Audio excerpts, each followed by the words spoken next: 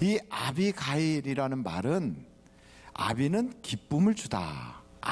가일은 기쁨을 주다. 그리고 아비는 우리나라 말하고 비슷해요. 아버지란 말하고 똑같아요. 그래서 그 예수님이 아바 아버지요 이렇게 기도할 때 아바 그러잖아요. 그 아바가 아빠 부르는 우리말하고 아주 비슷해요. 그래서 히브리 말 중에는 우리말하고 유사한 말들이 참 많아요. 아비도 아버지를 말합니다. 그러니까 기쁨의 아버지 이렇게도 번역할 수 있지만 아버지에게 기쁨을 주는 딸 이렇게 번역할 수도 있어요. 그러니까 아비가일이라고 하는 그 이름은 기쁨을 주는 사람, 기쁨의 샘, 기쁨의 아버지에게 기쁨을 주는 딸 이런 뜻이 있어요. 이 성경을 쭉 찾아보니까 아비가일의 아버지가 누군가가 궁금한 거예요. 그 아버지에게 기쁨이 되는 딸이었다니까. 근데 아버지를 찾았더니 아비가일의 아버지가 이새예요. 누구라고요? 다윗의 아버지가 누군가 봤더니 이새예요. 그럼 두 사이는 어떤 사이예요? 남매지간이에요. 그 아비가일하고 다윗하고 남매지간이에요. 물론 배는 다를 수 있어요. 근데 아버지는 이새예요. 그러니까 이새가 아들 7을 낳고 딸 2를 낳는데 그 딸 중에 하나가 아비가일이에요. 그러니까 이 누이가 시집을 갔는데 그 시집 가서 만난 사람이 부자예요. 그래서 원래부터 그 사람 이름이 나발이 아니고 아델이라고 하는 이름을 가지고 있어요. 이 아델이라고 하는 이름을 가지고 있는 이 사람과 결혼하여 아마샤라고 하는 아들까지 낳았어요. 근데 이 남편은 사람이 부자인데 교만하고 고집이 많고 아주 앞뒤가 꽉 막혔어요. 이렇게 꽉 막혀서 말이 통하지 않아요. 그러니까 답답하니까 뭐라고 불렀냐면 바보. 뭐라고요? 바보. 그것을 이 히브리 말로 나발 이렇게 된 거예요. 그러니까 나발은 이름이 아니라 별명이에요. 그러니까 가족들끼리 모여가지고 시집 갔다가 돌아와서 친정에 이렇게 오면 그 누이가 항상 얘기하는 게 아유 저 바보가 말이야 이렇게 얘기하는 그 나발이 바로 오늘 여기 나오는 아비가일의 남편이에요. 그런데 그 당시에 다윗이라고 하는 사람은 사울에게 쫓겨나가지고 숨어 사는 거예요.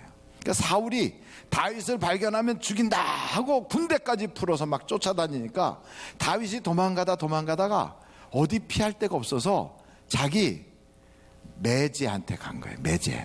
매제가 있는 그 지역으로 갔는데 매제는 재산도 많고 그 지역에서 유력자니까 그 지역에 가서 거기서 숨으면서 매제의 도움을 좀 받기를 원해서 간 거예요.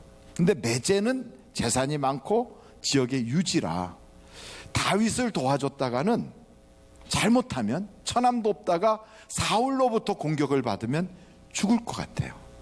그래서 이 나발이라고 하는 이 사람은 이럴 때는 줄을 잘 서야 된다 해가지고 사울한테 줄을 서는 거예요. 이 지역에도 물론 사울 왕이 곳곳에 숨겨놓은 정보망들이 다 있을 거예요. 그러니까 이 나발이라고 하는 사람이 다윗과 처남매부지간인가 그렇게 되니까 어떻게든지 감시를 할 거란 말이죠. 그래서 이 집에 잔치가 벌어졌다 해도 다윗이 직접 못 가고 사람들을 보낸 거예요. 그래서 이 대단한 잔치에 우리에게도 잔치상을 좀 주십시오, 먹을 양식을 좀 주세요 하고 사람을 10명이나 보냈는데 이 나발이 뭐라고 하냐면 여러분 성경을 한번 보실까요? 10절입니다. 사무엘상 25장 10절. 나발이 다윗의 사원들에게 대답하여 이르되 다윗은 누구며 이새의 아들은 누구냐? 요즘에 각기 주인에게서 억지로 떠나는 종이 많도다. 내가 어찌 내 떡과 물과 내 양털 깎는 자를 위하여 잡은 고기를 가져다가 어디서 왔는지도 알지 못하는 자들에게 주겠느냐 한지라. 그러니까 이 말은 다윗을 무시한 거예요? 아니면 다윗을 존중한 거예요? 아주 멸시한 거죠. 그러니까 평상시 가족 친척이에요. 자기 누이의 남편이에요.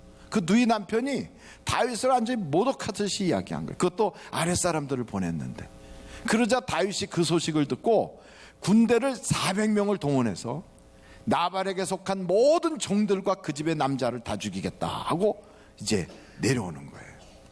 그 소식을 아비가일이 들은 거예요. 아비가일한테 그 나발의 하인 중에 한 명이 급히 가서 우리 주인이 말도 통하지 않는데 그렇게 다윗이 보낸 하인들을 그런 식으로 해서 돌려보내서 지금 큰 피바람이 불게 됐다고. 그랬더니 아비가일이 즉시 자기 남편에게 말하지 않고 음식을 준비하고 잔치들을 했던 요리들을 다 준비해서 하인들 편으로 먼저 보내네. 그리고선 자기는 뒤이어서 꽃단장하고 그 산을 올라가는 겁니다. 그러다가 다윗을 만났어요. 다윗을 만나자 다윗 앞에 탁 무릎을 꿇고 세 가지 이야기를 해요. 첫째, 나발과 같은 사람하고 당신하고 싸우면 당신도 똑같은 사람이 되는 겁니다. 그러니까 그 사람이 뭐라고 했어도 자존심 상하고 별소리 다 했어도 거기에 상관하지 마소서. 그리고 두 번째, 당신이 지금 피난살이하고 도망 다니는 것은 당신이 잘못해서가 아니라 하나님의 전쟁을 하고 있는 것입니다. 당신은 이렇게 귀한 일을 하는데 개인 감정에 치우쳐서 잘못된 일을 행하면 안 되는 것입니다. 그리고 세 번째, 하나님이 당신을 이스라엘의 지도자 왕으로 세울 텐데 그렇게 왕으로 세울 때 지금 이 사건을 돌아보고 혹시나 당신에게 후회가 되거나 당신 마음에 껄쩍지근한 그런 일들이 하나도 생기지 않도록 지금 마음을 자중하십시오. 그렇게 이야기하면서 이렇게 준비해온 음식을 드시고, 그리고 당신이 장차 왕이 되는 그때에 하나님께서 당신의 집을 굳건히 세울 때 이 소녀의 말도 기억하면서 나를 기억해 주세요. 이렇게 절을 한 거예요. 자기 누이예요. 근데 다윗이 그걸 딱 보고서 뭐라고 그러냐면, 이 성경에 보니까 하나님께서 너를 나에게 보내서 칼바람이 불 것을 멈추게 하셨구나. 하나님 너를 지혜롭게 하셨다. 그리고 다윗이 돌아가는 거예요.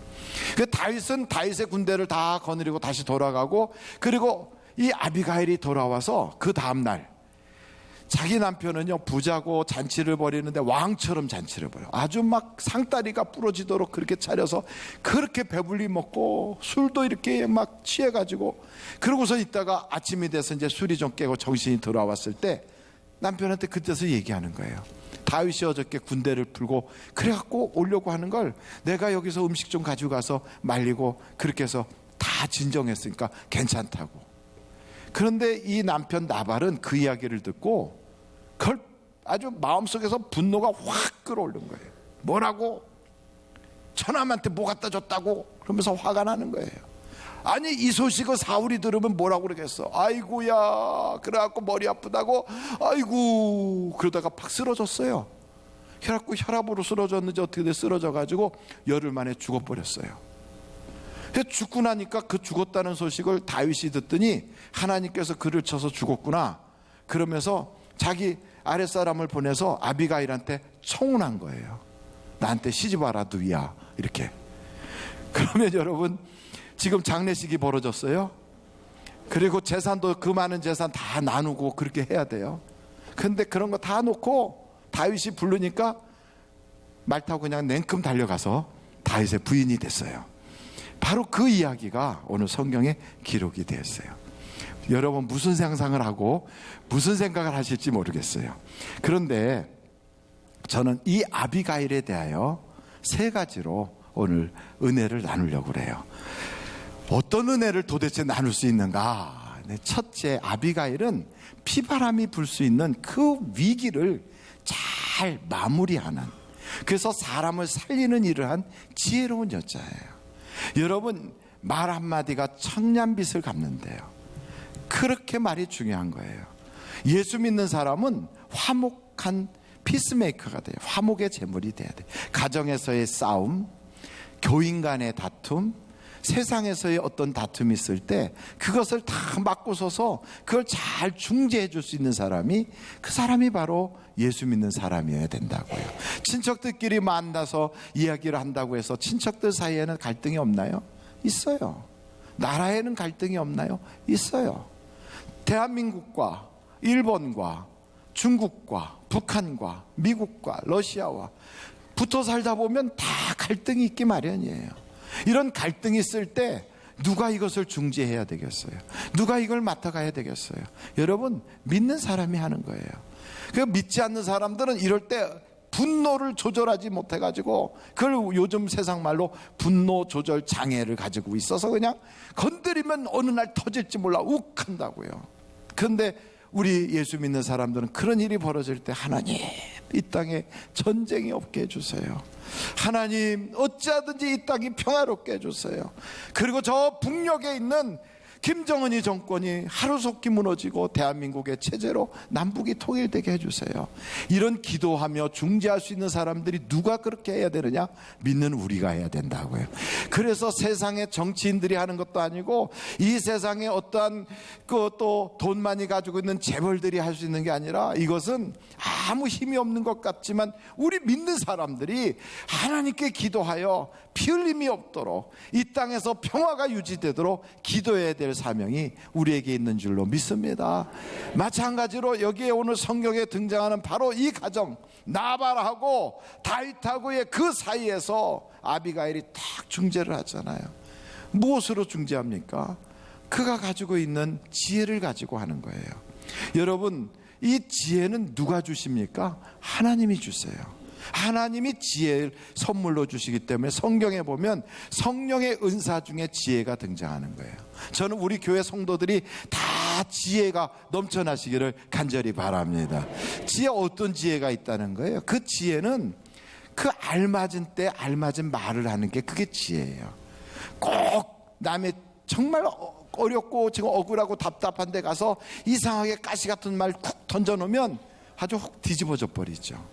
그런데 지혜로운 사람은 다 그 사람에게 꼭 맞는 말을 해서 그냥 분노가 생길 것도 잠잠하게 말하고 좌절하여 기진맥진하여 죽고 싶은 생각 들 때 용기가 생기게 하고, 이게 바로 지혜거든요.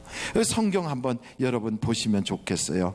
한번 여러분 잠언서를 한번 찾아보시겠습니까? 잠언서 29장 7절 29장 7절 한번 같이 읽어보시면 좋겠어요. 시작. 의인은 가난한 자의 사정을 알아주나 악인은 알아줄 지식이 없느니라. 여러분, 가난한 사람의 사정을 알아주는 사람이 의인이에요. 그러니까 쉽게 말하면 배고픈 사람의 사정, 몸이 아픈 사람의 사정, 억울한 사정, 세상 살면서 외로운 사람의 사정, 그러니까 호레비 사정은 과부가 알아준다고, 그게 알아주는 거예요. 근데 그렇게 어려운 사람의 사정을 알아주는 사람이 성경은 뭐라고 그러느냐? 의인이래요. 근데 그런 사람의 사정을 몰라주는 사람을 악인이래요. 하나님은 누구의 기도를 들어주시는가? 의인의 기도를 들어주세요. 그래서 우리가 이렇게 보면 하나님이 복 주는 사람들은 어떤 사람이냐? 어려운 사람들을 도와주는 사람이에요. 우리 예수 믿는 사람들은 그래서 세상을 살아가는데 좀 다른 생각을 가지고 사는 거예요. 이 세상 사람들은요, 배워서 남주나 그러잖아요. 우리 예수 믿는 사람들은 배워서 남주자 이렇게 배우는 거예요.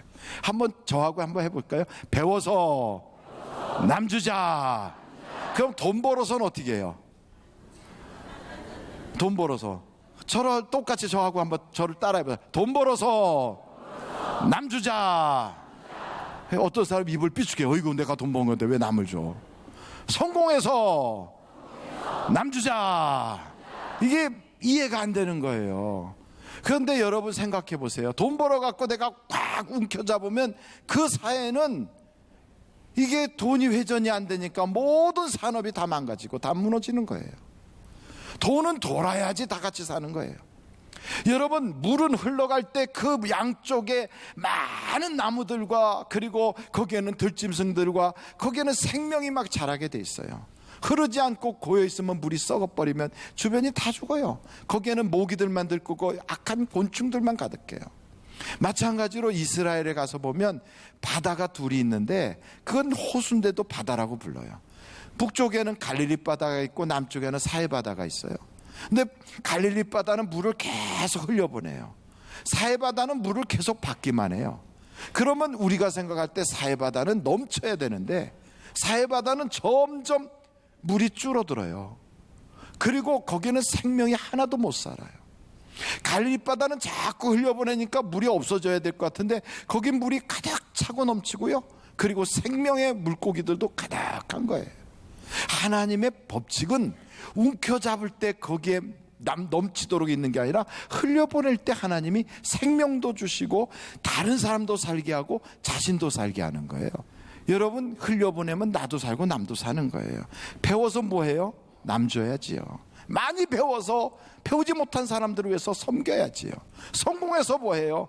세상 살기 어려운 사람들에게 도움을 줘야지요. 이게 하나님이 우리에게 주신 사명이고 우리의 삶의 원칙이라고요. 아멘.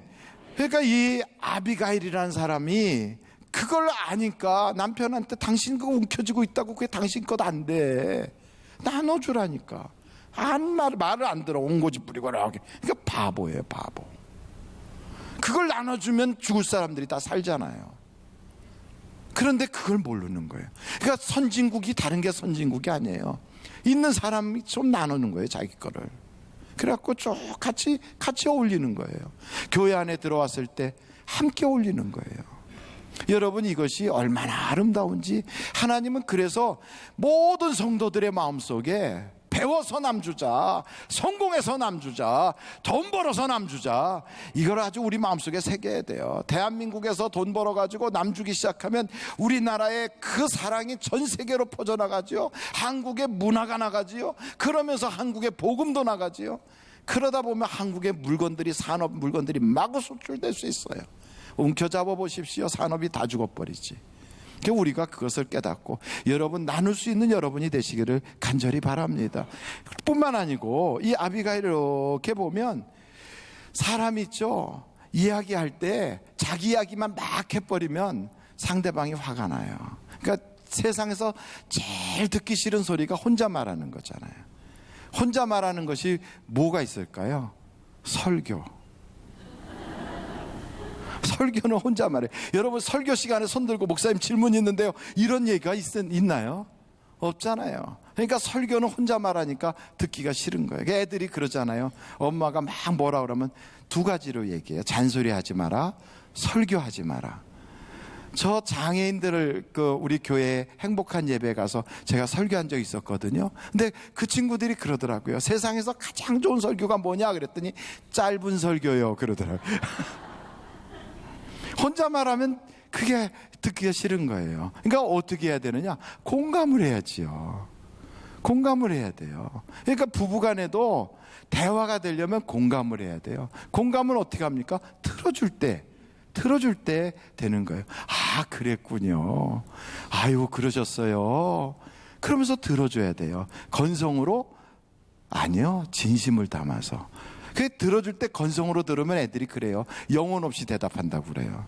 그런데 정말 진심으로 거기에 같이 공감하고 마음을 기울이고 그 사람의 이야기를 들으려고 애를 쓰면, 그러면 그때부터 마음이 열려요.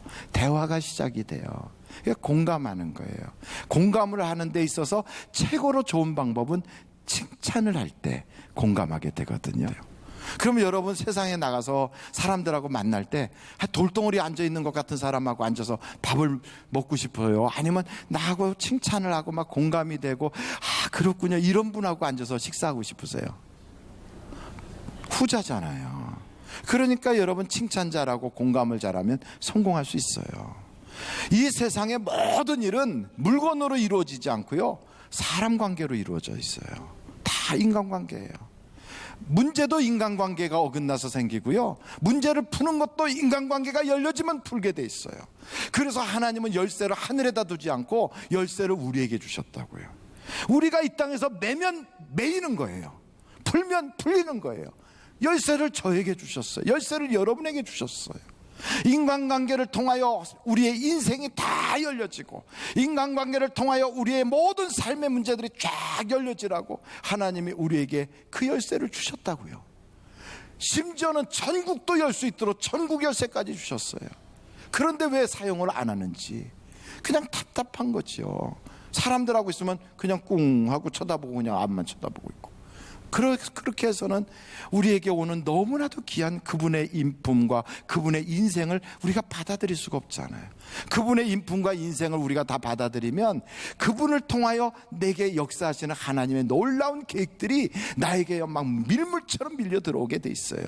그래 여러분, 성공은 사람을 받아주는 거예요. 문턱이 높으면 집안이 망하고, 문턱이 낮아져서 사람이 나에게 마구 들어올 수 있으면요, 그 인생이 사는 거예요. 여러분, 이제부터 공감하고 호감을 주고, 그리고 항상 칭찬을 아끼지 않는 그런 여러분들이 되시길 간절히 바랍니다.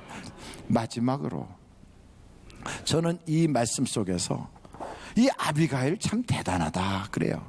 왜 대단한가? 남편 죽었어요. 장례식 치르고 집에서 할 일도 너무너무 많아요. 그런데 그때 프로포즈가 딱 온 거예요. 다윗이 결혼하고 싶다 누이야, 이렇게 연락이 왔어요. 여러분, 온의 관계라고요. 물론 배가 다르겠지만, 그런데 여기에 시집 간다고 글쎄 말 타고 달려가는데 그 뒤로 여자 5명이 처녀들이 따라서 그를 돕겠다고 갔다는 거예요. 여러분, 욕하고 싶어요? 아니면 칭찬하고 싶어요? 우리가 인간적 생각으로는 세상에 어떻게 그 여자 미쳤지, 그래서 남편 새로 바꿔가지고 팔자 고치겠다는 거예요. 뭐야, 이런 생각할 수 있어요. 그런데 이것을 우리가 영적으로 본다면 지금 현재 다윗은 가진 게 아무것도 없는 사람이에요. 다윗은 미래가 보장이 안 된 사람이에요. 다윗은 정처가 없는 사람이에요. 다윗은 생명이 위독한 사람이에요. 사울에게 쫓겨다니는 사람이에요. 어디에 정착할지 몰라서 지금 갈 곳도 못 찾고 있는 사람이에요. 이런 사람이 나에게 프로포즈를 했다? 그런데 나는 지금 나발의 재산이 어마어마하게 많아요. 근데 이거 다 버리고 그 사람한테 간다? 누구도 안 해요, 그것은. 그런데 아비가일은 했어요, 그걸. 왜 했느냐? 아비가일의 마음속에는 하나님이 다윗과 함께 하신다는 거예요. 그리고 다윗의 미래는 하나님이 책임져 주시고 기름 부어 주셨기 때문에 이스라엘의 지도자가 된다는 믿음이 있었던 거예요. 그래서 아비가일이 딱 잡은 것은 다윗을 선택한 게 아니라 하나님을 선택한 거예요. 하나님을. 여러분, 우리도 똑같아요. 이 세상에 살면서 돈이 제일이야, 성공이 제일이야, 이 세상이 다야, 이렇게 살던 우리예요. 눈에 보이는 것을 추구하면서 쫓아다녔어요. 그랬던 우리가 어느 날 복음을 들은 거예요. 예수 믿고 천국 가지 않을래? 천국 본 적도 없어요. 예수님은 우리하고 호적에 같이 올라가 있은 적이 없어요. 예수님은 단군의 후예도 아니에요. 우리 민족하고도 아무 관계가 없어요. 그런데 그 예수님의 이야기를 딱 들을 때 우리가 지금까지 나와 함께 결혼 생활하듯이 그거 없으면 죽는 줄 알고 던던던던하고 살고 성공하고 살고 이랬던 것을 딱 내려놓고 예수님을 나의 인생의 신랑으로 삼겠다고 거기로 달려간다는 것, 이건 결단이 없이는 불가하다는 거죠. 이거는요, 미래가 보장되지 않은 거예요. 내 인생에 지금까지 살아왔던 세상의 정욕, 이 세상의 모든 야망들을 싹 내려놓고 내가 완전히 신랑을 바꾸고 예수님을 나의 인생의 신랑으로 삼고 그분이 약속한 저 천국을 바라보면서 나는 예수의 신부가 되어 살겠다고 달려가는 거예요. 이게 바로 아비가일의 선택이에요. 여러분, 저는 여러분에게 말씀드립니다. 만약에 교회를 다닌다 할지라도, 종교 생활한다 할지라도 여전히 여러분의 신랑이 돈이 되고 여러분의 인생의 가장 귀한 것이 세상의 성공이 되고 이 세상 출세가 되고 이 세상 것 잠시 붙잡고 있다가 놓칠 것을 여러분의 인생의 신랑처럼, 나의 인생에 없어서는 안 될 가장 귀한 배우자처럼 여기고 있다면 아직도 여러분은 예수님과 관계가 없는 사람이에요. 아직도 여러분은 천국의 사람은 아닌 거예요. 이걸 빨리 내려놓고 바꿔 타야 돼요. 이걸 빨리 내려놓고 예수님을 나의 인생의 신랑으로 삼고 예수의 신부가 되기로 작정하고 가야 되는 거예요. 여러분, 그러면 불확실한 것 같고 미래가 보장되지 않는 것 같고 만난 적도 없고 본 적도 없는 그 예수지만 그분을 나의 신랑으로 딱 삼는 순간 예수의 신랑의 신부가 되는 순간 우리는 예수님의 수준만큼 높아지는 거예요. 여러분, 사장님의 부인은 사모님이 되는 거예요. 대통령의 부인은 영부인이 되는 거예요. 마찬가지로 예수님의 신부가 되는 순간 우리들은요, 예수님과 함께 같은 반열에 올라가는 거예요. 그래서 천국이 우리 것이 되는 거예요. 마귀가 두려워하는 거예요. 이 인생을 살면서 예수님의 모든 것이 다 나의 것이 되는 거예요. 예수의 이름을 가지고 살게 되는 거예요. 그러므로 예수의 이름으로 명하면 마귀도 떠나가는 거예요. 예수의 이름으로 명하면 병마가 떠나가는 거예요. 예수의 이름으로 명하면 내 인생의 모든 저주들이 끊어지는 거예요. 왜요? 우리가 예수의 신부이기 때문에. 예수님의 부인이 되는 거예요. 하나님의 자녀가 되는 거예요. 운명과 팔자가 완전히 신분이 달라지는 거예요. 저는 그래서 여러분에게 오늘 권면합니다. 혹시 아직까지도 교회를 다닌 지 몇 년이 됐다는 건 다 내려놓고 솔직히 나는 아직도 내 운명을 예수님께로 완전히 걸지 않았다 한다면 오늘 여러분, 예수님을 여러분의 신랑으로 받아들이십시오. 예수님을 여러분의 목자로, 예수님을 여러분의 구세주로, 구원자로 받아들이시면 그 순간 여러분은 예수님의 모든 것이, 예수님의 그 자산이 여러분의 것이 될 걸 저는 믿습니다.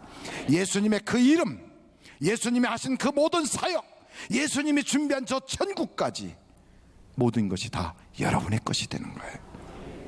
예수를 통하여 주시는 하나님의 은혜를 받으시겠습니까? 그렇다면 이 시간에 한번 아멘 큰 소리로 하겠습니다. 시작. 아멘.